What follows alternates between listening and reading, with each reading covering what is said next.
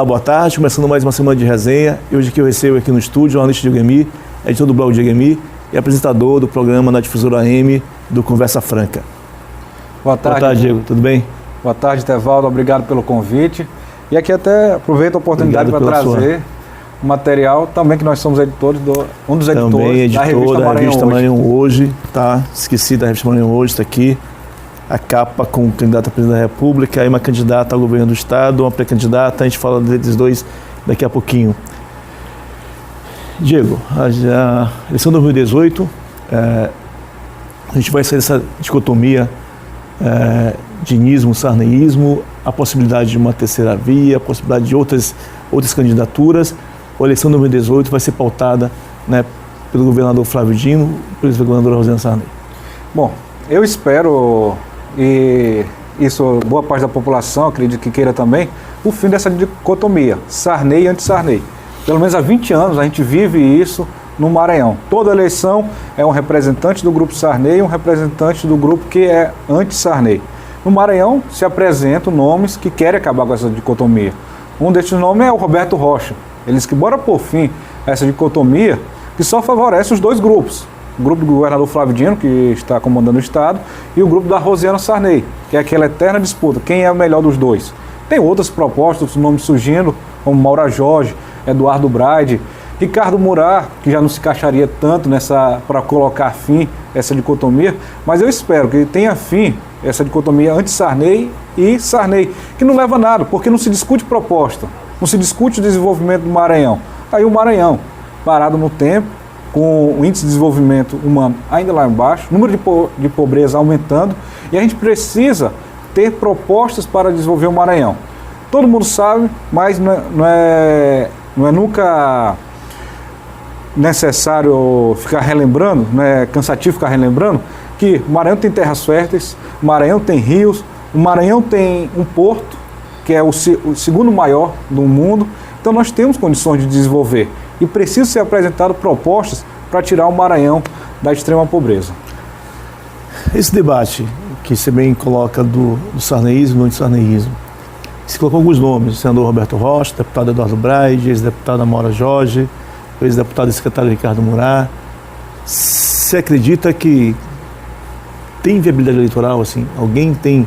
O senador Roberto Rocha tem partido político, inclusive, partido político forte. Mas acredita que alguém desses quatro que a gente acabou de citar tem condições de se viabilizar eleitoralmente para chegar a uma disputa, para sair desse espaço aí do confronto Flávio Dino, Rosiana Sarney? Hoje a tendência é que Flávio e Rosiana polarizam essa disputa, até porque são os nomes que estão em evidência. Rosiana é governadora, foi governadora por 4 mandatos, 16 anos no poder do Maranhão. Flávio Dino é o governador. Então os outros nomes levam desvantagem. Mas acontece que o Roberto Rocha ele entra com uma estrutura grande, o PSDB.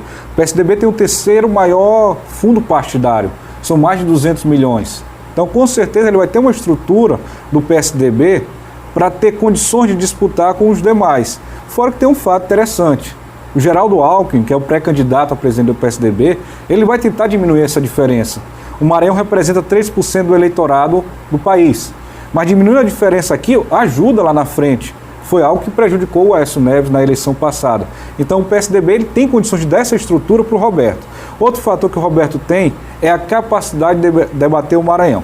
Se falta simpatia, que é o que reclamo muito, e eu acho que não deve ser o fator primordial para se eleger alguém, a simpatia, isso tem muito aqui no Brasil, principalmente no Maranhão. O sorriso bonito conquista eleitorado, por isso eu vou votar nele. Acho que não é por conta disso, apesar de ter essa questão que contesta no Roberto. Mas o Roberto ele tem a capacidade de debater o Maranhão. Ele já mostrou isso na TV.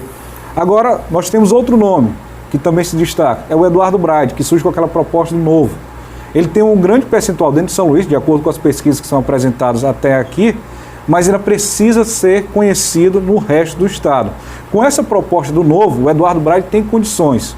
A Maura Jorge pode surfar na onda do Bolsonaro e o Ricardo Murat já enfrenta uma maior dificuldade por conta da rejeição. Ricardo Murat já foi candidato em outras oportunidades ao governo do Estado, já foi candidato a prefeito de São Luís. Então ele já teria uma dificuldade maior. E a gente não pode esquecer de um nome aí, que vem sendo colocado, que é do Coronel Monteiro.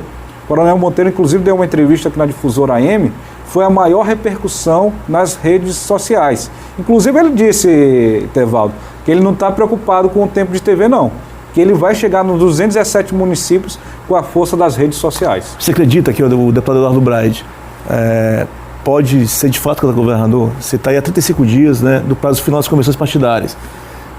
É evidente que outras candidaturas têm outros problemas, né, nome de vice, definição de chapa, né, de senador, mas olhando para o Eduardo, você acha que há tempo para o Eduardo pensar, articular uma pretensão candidatura ao governo? Olha só, o Braide hoje ele tem um pré-acordo com pelo menos 4 partidos. Ele tem o PMN, ele tem conversa adiantada com o Avante, que o presidente é o prefeito de Santa Rita, que é muito aliado dele, o Wilton Gonçalo. Ele tem conversas com o PPL, que o presidente é o reitor do IFMA, o Brandão. Ele tem conversa com a Rede de Sustentabilidade e tem conversa com o PSC, que é presidido pelo Léo Cunha, mas aqui no Maranhão quem está comandando as conversas também é a Luana Costa, que teria recebido o aval da direção nacional. Só esses 5 partidos, Tevaldo, e com a quantidade de candidatos que se apresentam, pré-candidatos, e que esses cheguem até lá, o Eduardo Braide teria 29 segundos de televisão. Para quem teve 6 segundos numa campanha para prefeito de São Luís e conseguiu chegar no segundo turno, seria mais do que suficiente. O principal problema do Eduardo Braide é estrutura. E quando se fala em estrutura, se lembra do fundo partidário. Empresário não vai financiar a campanha, nem pode, exatamente.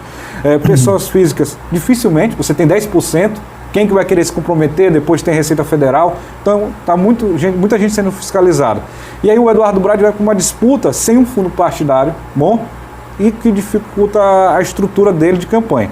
Porém, se a gente lembrar que nós temos redes sociais e que isso tem feito a diferença, principalmente nos grandes centros, por exemplo, em São Luís, ele pode partir daqui com mais de 20%. Mais de 20%, de acordo com a aprovação dele nos demais municípios, pode levá-lo ao segundo turno. Fora que o Eduardo Braide, estando aqui na disputa de governador, credencia para novamente chegar bem para a disputa de prefeito de São Luís em 2020. Vale lembrar que ele também pode ser deputado federal. Se a gente pegar o histórico, quem tem sido deputado federal é o Edivaldo Holanda Júnior, é exceção à regra. Mas a Elisiane Gama foi para deputada federal e acabou saindo completamente derrotada. Porque teve a primeira derrota dela, que foi uma vitória, lá em 2012. Mas em 2016 foi um verdadeiro fracasso, quando ela teve menos de 6% das urnas. E a montagem de chapas? Assim, a gente conversou ainda há pouco, quer dizer, convenção no início de agosto, dia 5, se encerra esse parte de convenção. Você tem aí um monte de gente, com exceção do governador Flávio Dino, que tem um vice, né, que aí também é questionável, né, se o Brandão pode ou não ser, está ou não elegível, mas ninguém tem vice, ninguém tem chapa de senador. Como é que você vê esse último mês aí, né, de pré-campanha e de prazo para definição das chapas majoritárias? Eu acredito que nem o governador está fechado com essa chapa, porque o próprio líder do governo, Rogério Cafeteira, foi que trouxe essa informação. Eu acredito que ainda é preciso debater a vaga de vice-governador, que hoje está sendo acertado com o Carlos Brandão do PRB. Então você vê que até o governador ele tem essa questão para decidir até o dia 5 de agosto. Depois ainda tem a questão jurídica, isso aí pode ser questionado. E quem que não quer ser vice-governador do Flávio? Afinal, o Flávio é o favorito para a disputa eleitoral. Temos Rosiana. Rosiana está deixando em aberto a vaga de vice-governador. Pessoas próximas que eu converso com Rosiana, ela tem uma expectativa de ter o PT ainda. Se não der o PT, eles querem deixar uma vaga para alguém da região Tocantina. Os senadores da Rosiana. Quem seria da região Tocantina? Olha, eles não apresentam nomes ainda, né? Até porque são vários. Por exemplo, se eles conseguirem atrair o PSC, de repente poderia ser o Ribinha Cunha, que o Madeira tem interesse que seja vice do Roberto Rocha. Ribinha Cunha foi candidato a prefeito de Imperatriz na última eleição, né? Terminou em 4º lugar com mais de 20% dos votos, né? E que se ele tivesse fora, talvez tivesse dado outro resultado lá em Imperatriz. Por exemplo, os suplentes dos pré-candidatos ao Senado de Flávio Dino ainda não estão definidos. É um acerto ali. Por exemplo, converso com a deputada federal Elisiane Gama. Ela disse que isso vai ser discutido com o Flávio Dino, mas que de repente pode ser alguém do DEM, alguém do PP. O Zé Reinaldo Tavares, que é pré-candidato ao Senado, pelo PSDB. Pelo PSDB. Corre o risco também de não ser, mas já acertou seu primeiro suplente, o Catulé Júnior. O Wilton Gonçalo, que já declarou apoio ao Zé Reinaldo Tavares, queria indicar o segundo. Aí vem o Alexandre Almeida está em negociações, vem garantindo apoios. A Maura Jorge também tem 2 pré-candidatos. que é o Samuel de Itapecuru e o Pastor Bel, do PSDC. Que seria o vice da Maura? Pois é, quem seria o vice da Maura? A Maura tem hoje PRTB, tem PSDC, tem o PSL e diz que tem conversa também com o PHS, que é do Coronel Monteiro. De repente, uma composição Maura Jorge e Coronel Monteiro? Pode ser. O ex-deputado Ricardo Murat.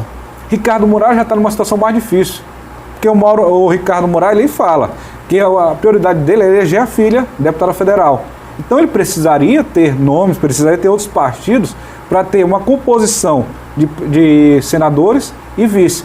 Lá no partido dele tem um pré-candidato ao Senado, que é o Geraldo Castro, radialista. Você não teria dificuldade, no caso assim, voltando para o deputado Eduardo Braide, o Eduardo não teria dificuldade, caso ele não se candidatar ao governo do Estado, não tem dificuldade de pensar, por exemplo, uma chapa que ele diz que ele é pré-candidato federal também, ele não tem dificuldade de pensar uma chapa, ter uma coligação para sustentar essa candidatura federal? Tu acha que só no PMN teria condições de ter consciência eleitoral para elegê-lo deputado federal, Diego? A gente tem que lembrar que o quociente eleitoral da eleição passada foi 140 mil votos. Isso. Nenhum candidato atingiu 140 mil votos. Quem mais chegou próximo foi Elisiane, 136 mil votos no total. Porém, com a nova regra, possibilita que você alcance essa vaga sem necessariamente atingir um quociente, que seria aquela famosa vaga da sobra ou da média, né? Como é conhecido. O Eduardo Braide hoje ele tem dificuldade de coligar qualquer partido proporcionalmente, porque o Eduardo Braide ficou grande demais para uma disputa de deputado federal. Porém, ele pode chegar a vir eleger deputado federal sozinho, porém ainda precisaria do apoio dos seus próprios pré-candidatos. Ele vem lançando uma série de pré-candidaturas, tanto a deputado federal como a deputado estadual, no interior, e sempre com a condição de pré-candidato ao governo do Estado. A questão é que o Eduardo Braide tem que tomar cuidado com a questão do time. Não pode avançar muito também e se decidir na hora certa, porque depois acaba ficando fora de uma disputa de deputado federal que teria maior facilidade. Tanto que a gente traz esse detalhe. Tem muita gente que já não quer mais coligar com o Eduardo Braide, porque ele já ficou grande demais para uma disputa de deputado federal. Você tem entrevistado no Conversa Franca, no seu programa de rádio, na Difusora AM, alguns pré-candidatos. Você convidou a todos, né, eu não sei em que pé está a resposta a esses convites. Dos que você entrevistou, Roberto Rocha, senador Roberto Rocha, Coronel Monteiro, o Odívio, se não me engano, do PSOL. São, assim, as candidaturas são de foto, estão postas, ou alguém que você já entrevistou pode, né, abrir mão em nome de uma outra pré-candidatura, de uma outra coligação, de outra composição nesse cenário aí? Como é que você vê isso? Nesse período todo a gente já conversou praticamente todos, né? Com exceção do governador Flávio Dino e da ex-governadora Rosiana Sarney. Então esses dois a gente não pode avaliar. Mas o governador Flávio Dino, acredito que não tenha dúvida nenhuma que ele vai disputar a reeleição. Isso. A Rosiana Sarney tem aquela dúvida, até por essa esquiva. Às vezes não conversa com a imprensa, ela tem feito movimentos, né?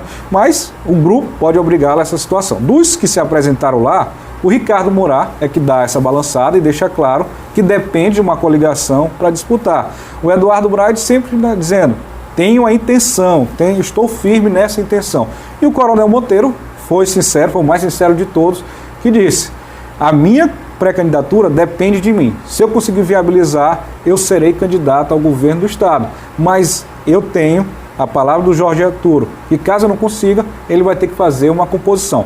Maura Jorge, Roberto Rocha são irredutíveis na disputa de governo do Estado. Fora, PSOL e PCB que está definido, Odívio Neto vai disputar pela coligação PSOL e PCB, e Ramon Zapata, que é o pré-candidato ao governo pelo PSTU. Pelo PSTU.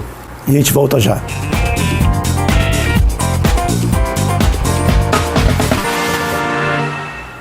Olá, de volta para uma resenha, aqui ao meu lado, o jornalista e apresentador do programa Conversa Franca da Rádio Difusora AM, o jornalista Diego Emi. Diego, falávamos há pouco no bloco anterior sobre as pré-candidaturas ao governo do Estado. Mas tem uma definição, algo mais claro, não menos confuso também, da eleição para o Senado. O André Flávio Dino já tem os dois pré-candidatos, os deputados federais, o Everton Rocha do PDT e a deputada Elisiane Gama do PPS. A Dona Rosiana tem o senador Edson Lobão, deputado federal Sarney Filho, né? E o PSTB tem hoje 3 nomes postos, né? O estadual Alexandre Almeida, os deputados federais Arnaldo Tavares e o deputado federal Valdir Maranhão. O que falta definir? São esses nomes efetivamente? Vai haver mudança? O Flávio segue com o deputado F, deputada Elisiane, a Rosiana segue com o senador Lobão e Sarney Filho. Como é que o Roberto define essa questão do PSDB? Se daqui a pouco citou quem são os nomes da Maura, efetivamente quem são os nomes da Maura. Eduardo, caso seja candidato a governador, quem seriam esses nomes de Eduardo? Que cenário é esse? É mais confuso, é menos confuso? É mais fácil de resolver? Como é que você vê a questão da eleição no Senado? Esse ano são 2 vagas, né? São 2 vagas para o Senado Federal no Estado. 2 vagas e 2 votos, né? Que traz mais disputa ainda. 2 votos. Mas até 5 de agosto tudo pode mudar, até porque hoje está todo mundo como pré-candidato. Mas depois que assinar lá na convenção, aí já não tem mais volta, né? Se bem que ainda pode mudar durante a campanha, né? A legislação permite. Mas, do campo do Flávio e do campo da Rosiana, parece estar bem resolvido. Flávio vai com o Everton, vai com a Elisiane. Rosiana vai com o Sarney Filho e vai com o senador Edson Lobão. A maior confusão, eu acredito, que é a do Roberto Rocha. O Roberto Rocha tem 3 pré-candidatos ao Senado. E de acordo com o que ele fala, só tem um garantido, que é o Alexandre Almeida. Garantido por quê? Ele fala que foi o primeiro a aceitar o convite dele. Se você lembrar, lá atrás, o Roberto, ele declarou lá na sede do PSDB que seria uma honra ter Zé Reinaldo Tavares como primeiro candidato ao Senado, por respeitar a história dele, por ele ter sido o que foi. É ex-governador do Maranhão, abriu mão de ser candidato ao Senado em 2014 em favor de Roberto Rocha. A questão do Zé Reinaldo, ele demorou demais a tomar essa decisão. Esperou ser anunciado pelo Flávio Dino, depois esperou ser pré-candidato pelo DEM, não deu certo, foi para o PSDB. Foi para o PSDB numa medida também, numa tentativa atrapalhada. Quis atropelar o Roberto Rocha. Procurou o Tasso Gereissati, procurou o Geraldo Alckmin, sem conversar antes com o Roberto. Depois sentaram, ele veio sem nenhum problema. Ficou acertado Alexandre Almeida e Zé Reinaldo Tavares. Valdir Maranhão era outro que esperava ser anunciado por Flávio Dino. Tentou o PT, tentou de todas as formas, foi vetado. E aí, nos 48 do segundo tempo, foi para o PSDB. E ele disse para o Valdir, Roberto Rocha disse para o Valdir Maranhão: Valdir, tu está chegando aqui, só não quero confusão, por favor. Até porque Alexandre Almeida é o primeiro, Zé Reinaldo é o segundo. Se lá na frente vocês se entenderem, você é pré-candidato ao Senado. Mas hoje eu tenho Alexandre Almeida e Zé Reinaldo. Acontece que Zé Reinaldo ele já veio e bagunçou a turma lá do PSDB, declarando apoio a Eduardo Braide, defendendo uma candidatura do Eduardo Braide, que é fora do partido, dizendo que podia ter 2 candidatos a governador. Né, não participa de nenhuma agenda do Roberto, viaja por conta própria. E aí tem essa informação, tem uma carta preparada, Etevaldo, que os pré-candidatos a deputado estadual, pré-candidato a deputado federal do PSDB se reuniram e disseram, nessa carta, deixou expresso que é um veto à pré-candidatura do Zé Reinaldo Tavares. A carta foi entregue ao Roberto Rocha, só que o Roberto Rocha, como presidente do partido, ele disse que não vai expor o Zé Reinaldo a isso, não é a intenção dele, até porque ele acredita que o Zé Reinaldo Tavares possa voltar atrás no seu posicionamento. E aí ficaria Zé Reinaldo Tavares e o Alexandre Almeida. Mas o Valdir Maranhão, ele não vem desistindo disso. O Valdir Maranhão tem dito, inclusive, né? Tem afirmado que é candidato a senador, né? Exatamente. Inclusive faz pré-campanha como candidato ao Senado. Tem feito agendas, inclusive até com aliados do governador Flávio Dino. Tem aliados do governador Flávio Dino, prefeitos, por exemplo, que vão votar em um candidato senador do Flávio e outro no Valdir, né? Assim como deve acontecer também com outros pré-candidatos. Mas no PSDB está bastante confuso. E eu acredito que o Zé Reinaldo Tavares, que inclusive deu uma recuada depois dessa reunião, não falou mais, deu uma submergida, inclusive fez uma declaração: eu preciso do Roberto e ele precisa de mim. E aí, não dá para esquecer, não dá para esconder os palanques nacionais, né? A gente falava há pouco do Flávio, o campo que o Flávio atua hoje, você tem hoje 3 pré-candidatos, né, a presidência da República, o Ciro, o próprio Manuela. Até mais, né? Tem até mais, mas colocar os partidos mais, né, o Ciro que é do PDT, a Manuela do PCdoB, o PT que mantém o presidente Lula como candidato, você tem o Alckmin do PSDB, candidato, né, pré-candidato do PSDB, essa vinculação, né, com o Roberto. Você tem a Maura Jorge, candidatura do Bolsonaro. Dá para imaginar crescimento, imaginar um palanque mais forte, mais intenso na campanha, com associações dessa natureza. O Roberto tem o Alckmin, a Maura tem, né, o Bolsonaro, e aí alguém vai disputar o espólio eleitoral do presidente Lula no Maranhão. Quer dizer assim, a gente vai conversar daqui a pouco, falar sobre isso também, né? Como é que você olha esse ambiente, esse cenário? A gente percebe dois que polarizam essa questão presidencial.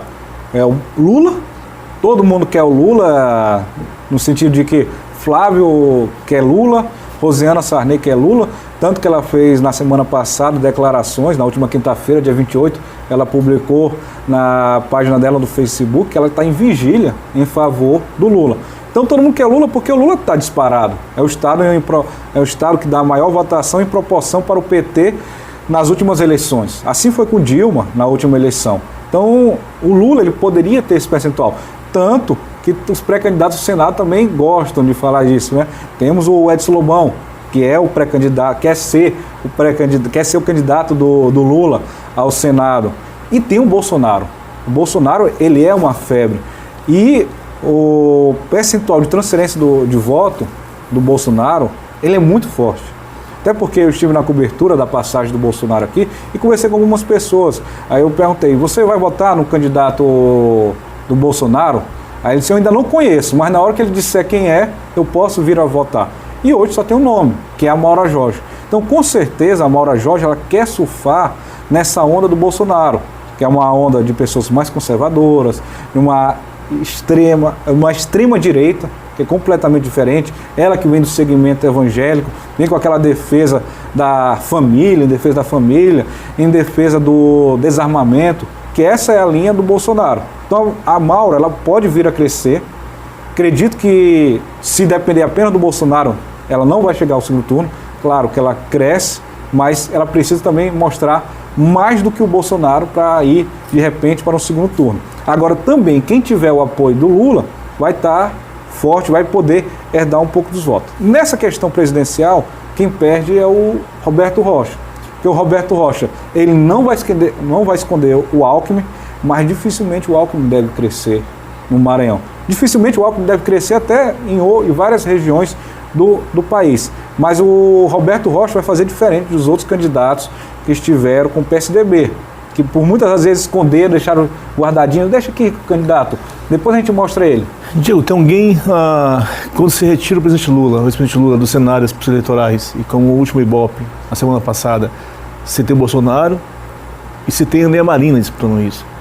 Tem alguma candidatura no Maranhão hoje que podia vincular a Marina, que podia olhar para a Marina com essa expectativa de ser a candidata à presidente da República, um desejo, na intuição também de co-dividir, né, então herdar esses votos que a Rede e a Marina possam ter no Estado? Você vê alguma candidatura que possa ter essa vinculação? Quem está tentando é o Eduardo Braide. Ele vem conversando muito com a Rede de Sustentabilidade, inclusive já foi a Brasília, né, para tentar essa aproximação. Mas dá para confiar na Marina? Ela já foi muitas das vezes, vai. Aí, como no episódio da eleição passada, recebeu um chamado do Silas Malafaia, muda o posicionamento. Então, o eleitorado da Marina, ele é muito vulnerável. E não acredito que ela tenha essa capacidade de transferência de voto. A gente lembra, quem esteve muito com ela foi a deputada federal Elisiane Gama. Mas mesmo assim, tendo apoio da Marina na campanha prefeita, ela não conseguiu ter um bom desempenho. Bolsonaro, não balão de ensaio? Acredito que não. Eu pude entrevistar o Bolsonaro. A campanha efetivamente começada, iniciada, sabe? Ele tem dito que não vai participar de debate, né, em nenhum lugar, né? Ele tem esse desejo de não participar de debate e tal. Você acha que isso não pode esvaziar a candidatura do Bolsonaro hoje, que configura com uma segunda sempre? Até o momento tem feito várias tentativas de esvaziar. Já fizeram denúncias, já disseram que ele falou isso, já divulgaram o vídeo dele. Nada fez efeito até o momento. Pelo contrário, ele está parecendo massa de pão. Quanto mais bate, ele sobe ou pelo menos fica ali em primeiro lugar. Tanto que na pesquisa do Ibope, divulgada quinta-feira, 28, na hora que tira o Lula... Bolsonaro é o segundo. Bolsonaro é o primeiro, né? Na hora que tira o Lula. Tira o Lula, eu sou o primeiro. Pois é, ele é o que chega ao segundo turno. Aí tem Marina, Ciro e Alckmin se degladiando por essa segunda vaga. Então acredito que não. O Bolsonaro ele é muito firme, até porque quando ele esteve aqui, a onda, a comoção das pessoas por ele, mas tem um detalhe, o discurso dele é vazio.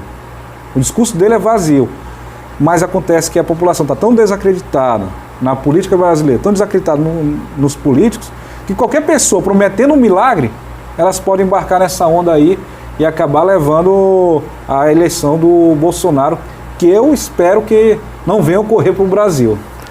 Vamos sair um pouco da disputa eleitoral, né, desse ano, 2018. Vamos falar de um assunto rapidinho, né, no finalzinho do resenha. Tem sido uma pauta forte no teu programa, que é a Câmara Municipal de São Luís. O que de fato tem ocorrido na Câmara, com os debates um tanto quanto fora de lugar, com tentativas, né, insinuações de denúncia que não se confirma. O que está vendo na Câmara Municipal de São Luís, que a temperatura por lá está bem alta, Diego? Eu acredito, Etevaldo, que a Câmara Municipal está vivendo um momento muito conturbado. Por quê? Você tem dois presidentes. Você tem um presidente em exercício e um presidente eleito, que é o vereador Osmar Filho, PDT. Exatamente. Há uma reclamação, principalmente por parte dos novos vereadores, que o tratamento é diferenciado por parte de Astro de Ogum. E aí você tem uma eleição em que o presidente não queria cumprir um acordo com o vice-presidente, que seria o Osmar Filho, ser eleito. De uma parte, o Osmar Filho forçou a barra para ser presidente, da outra parte, o Astro de Ogum forçando a barra para não dar essa eleição. E aí acabou indo para a justiça, o Osmar Filho conseguiu, se articulou bem. Aqueles insatisfeitos partiram com o Osmar Filho. Tanto que o Osmar Filho foi para a disputa, conseguiu 29 dos 31 possíveis. Apenas um votou contrário, que foi o vereador Estevão Aragão, e o outro se absteve, que não estava aqui em São Luís, que era o vereador Honorato Fernandes. O que acontece? Falta uma liderança. O líder do governo da Prefeitura de São Luís é o Pavão Filho.